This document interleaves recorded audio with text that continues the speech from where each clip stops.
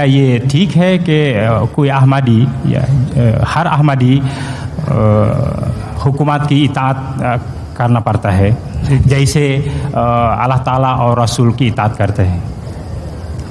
हर अहमदी हुकूमत की इताअत करता है, मगर जब हुकूमत उनके मज़हब में दखल दे तो इस आयत के मुताबिक रुद्दू इल्लल्लाहि व रसूलिही, हम अल्लाह और रसूल का हुक्म मानते हैं। हुकूमत का कितना भी दबाव हो, हम हुकूमत का हुक्म नहीं मानते। मसलन पाकिस्तान में अहमदियों पर ला इलाहा इल्लल्लाह कहने पर शदीद जुल्म हो रहा है, नमाज़ें पढ़ने पर जुल्म हो रहा है। जेल में भी कोई नमाज़ पढ़े तो उसको सख्त सज़ाएँ दी जाती हैं, मगर अहमदी अल्लाह ताला के फजल के साथ इस्तिकामत के साथ खुदा के दीन पर कायम हैं और दीनी मामलात में हुकूमत के दखल को बिल्कुल रद्द और नज़रअंदाज कर देते हैं।